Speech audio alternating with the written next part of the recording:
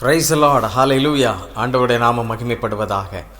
பயம் அநேக நேரங்களில் நம்மை பலவீனப்படுத்திவிடும்.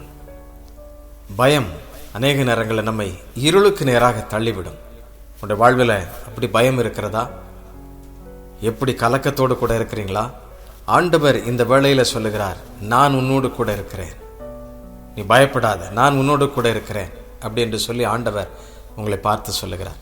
ஏன் நான் இதை சொல்லுகிறேன் என்றால், யோசுவா மிகுந்த கலக்கத்தோடு கூட இருந்தான். மோசே நடத்தி வந்த ஒரு மிக திரளான கூட்டம். அந்த கூட்டத்தை எப்படி தொடர்ச்சியாக நடத்தி செல்வது, கானானுக்கு அழைத்து செல்வது? ஆண்டவர் அப்பொழுதுதான் பேசுகிறார். யோசுவா என் புஸ்தகத்தில் 1ஆம் அதிகாரத்தில் 9ஆம் வசனத்தில், நான் உனக்கு கட்டளையிடவில்லையா? பலங்கொண்டு திடமனதாயிரு, திகையாதே, கலங்காதே, நீ போகும் இடமெல்லாம் உன் தேவனாகிய கர்த்தர் உன்னோடு இருக்கிறார் என்றார். நீ போகும் இடமெல்லாம் பலங்கொண்டு திடமனதாயிரு. அல்லேலூயா. பிரியமானவர்களே, நீங்கள் எங்கு சென்றாலும், எந்த சவால் உங்களுக்கு எதிராக நின்றாலும், தேவன் உங்களை கைவிடவில்லை. அவர் உங்கள் அருகிலே நிற்கிறார். அவர் உங்களோடு கூட இருக்கிறார். யுத்தம் செய்வது நீங்கள் அல்ல, அவரே உங்களுக்காக யுத்தம் செய்வார். பிரியமானவர்கள், நிறைய பேர் கூட டிஎன்பிசி எக்ஸாம் எழுதும்போது சொல்லுவாங்க, ஐயோ இன்றைக்கு இந்த தடையாவது நான் தேர்ச்சி பெற்றுவனா அப்படி சொல்லி. ஒரு அருமையான ஒரு சகோதரன் சொல்லும்போது, அண்ணே பல முறை தோற்று போனேன், ஆனால் இந்த தடவை நம்பிக்கையோடு கூட நான் தேவ சமூகத்தில் காத்திருந்து விசுவாசத்தோடு போனேன். ரொம்ப எல்லாரும் கடினமாக தான் இருந்துச்சுன்னு சொன்னாங்க, ஆனால் எனக்கு மாத்திரம் ரொம்ப லகுவாக இருந்தது. நான் தேர்ச்சி பெற்று இப்போ நல்ல வேலையில் இருக்கிறேன். கர்த்தர் அற்புதம் செய்கிறவர். அல்லேலூயா. ஆண்டவர் கைவிட மாட்டார். எந்த சவாலை எதிர்கொண்டாலும் தேவன் உங்களை விட்டு விடாமல் உங்கள் அருகிலே இருப்பார்.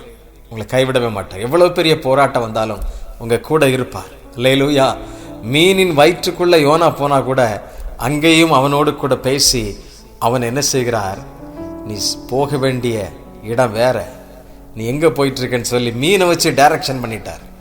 நிறைய நேரங்களில் நம்முடைய வாழ்க்கையில நம்ம போக வேண்டிய பாதையில போகாம சில நேரங்களில் தவறான பாதையில செய்யும் பொழுது அந்த பயணத்துல பயம் இருக்கும், இருள் வந்து கவி கொள்ளும், நம்மை பலவீனப்படுத்துகின்ற பல காரியங்கள் அங்கே நிகழும். அதனால சோர்ந்து போகும். தேவன் காட்டுகிற பாதையில நம்ம பயணிப்போம்னா எவ்வளவு லட்சக்கணக்கான மக்கள் இருந்தாலும் அவர்களது தேவைகளை சந்திப்பார். அவர்களுடைய கூடாரங்களும் காலியாகுவதில்லை. அவர்கள் அத்தனை பேரும் சரியாய் ஒரு மனதோடு வழி நடத்தி செல்வார். உங்களுடைய வீட்டில் அப்படி பயத்தோடு இருக்கிறீங்களா? கவலையோடு இருக்கிறீங்களா? குடும்பத்தில் ஒரு மனதில்லைங்கிற பிரச்சனையோடு இருக்கிறீங்களா? கலங்காதீங்க. யோசுவாவுக்கு கர்த்தர் சொன்னது போல, நான் உனக்கு கட்டளையிடவில்லையா? பலங்கொண்டு திடமனதாயிரு, தைரியமாயிருங்கள். ஒரு அருமையான வாலிப மகள் வந்து என்ன செய்கிறாள், சென்னை சிட்டிக்கு புதிதாக வேலைக்கு வர்றாள். யாரும் பழக்கம் இல்லை, யாருமே உங்களுக்கு தெரியாது. பெற்றோர்கள் வந்து ரொம்ப மிகவும் அவர்கள் படிப்பறிவில்லாதவர்கள். ஆனால் முதன்முறையாக பிள்ளையை ஜெபித்து சிலுவை அடையாளம் போட்டு அனுப்பி வைக்கிறாங்க. தைரியத்தோடு புறப்பட்டு வருகிறாள். ஒரு சின்ன ரெஃபரன்ஸ் இருந்துச்சு. அந்த ரெஃபரன்ஸில் வந்து அந்த பிஜி ஹவுஸில் வந்து தங்குறாள். ஒவ்வொரு நாளும் ஜெபிப்பாள். என்ன சொல்லி ஜெபிப்பாள் தெரியுமா? இந்த யோசுவா 1:9 வைத்து தான் ஜெபிப்பாள். ஆண்டவரே, நீர் என்னோடு கூட இருக்கிற, நீ போகும் இடமெல்லாம் நோடு இருப்பேன் என்று சொன்னீரே என்று சொல்லி அந்த நம்பிக்கை அவளை பலப்படுத்தியது. அவளுக்கு, அந்த பிள்ளைக்கு, அந்த வாலிப மகளுக்கு ஒரு பெரிய சந்தோஷத்தை கொடுத்தது. அது மாத்திரமல்ல, அவள் வந்ததை போல சரியான வேலையை கர்த்தர் கொடுத்தார். மிகுந்த மன உற்சாகத்தோடு அவருடைய பெற்றோரை அவள் கவனித்துக் கொண்டாள். அவருடைய வாழ்வை கர்த்தர் ஆசீர்வதித்தார். பிரியமானவர்களே, தேவன் உங்களோடு கூட இருக்கிறார். தேவன் நம்மோடு கூட இருக்கிறார். அவர் சரியாய் வழி நடத்தி செல்வார். ஜெபிக்கலாமா?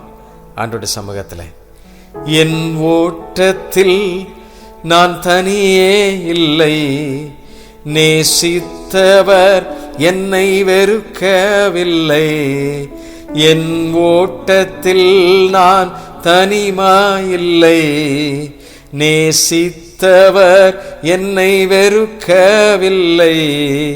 தகப்பன் வீட்டில் கொண்டு சேர்த்திடுவார், தகப்பன் வீட்டில் கொண்டு சேர்த்திடுவார்.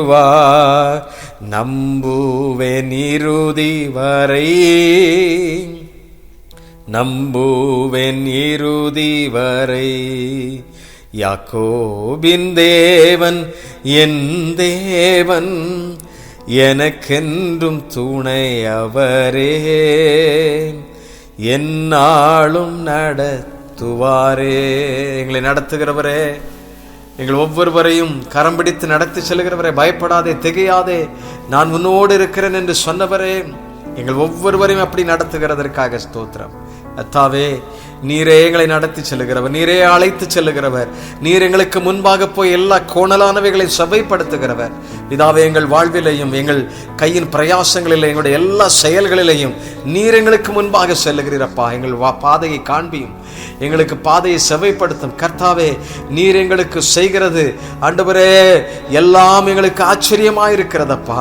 அவைகளை நினைத்து பார்த்து நாங்கள் உமக்கு நன்றி செலுத்துகிறோம், நன்றியோடுமை துதிக்கிறோம். அப்பா, உமக்கு ஸ்தோத்திரம் ஸ்தோத்திரம். எங்களுக்கு பயமுள்ள ஆவியை கொடுக்கவில்லைப்பா, நீர் பலமும் அன்பும் தெளிந்த புத்தியும் உள்ள ஆவியை கொடுத்திருக்கிறீரே. அப்படி எங்கள் ஒவ்வொருவருக்கும் அப்படிப்பட்ட பலனுள்ள ஆவியை கொடுத்து நீர் தொடர்ந்து வழி நடத்துவீராக. எல்லா அடுத்தடுத்து வருகின்ற ஒவ்வொரு தேவைகளையும் கர்த்தர் சந்தித்து அவைகளை பூர்த்தியாக்கி நம்முடைய பிள்ளைகளை சமாதானமாய் சந்தோஷமாய் சுகமாய் தங்க பண்ணுவீராக. எல்லாவற்றையும் உடைய கரத்திலே தருகிறோம், ஆசீர்வதி தருகிறோம். இயேசுவின் நாமத்திலே கேட்கிறோம் நல்ல பிதாவே, ஆமென், ஆமென். Thank you. God bless you. God bless you.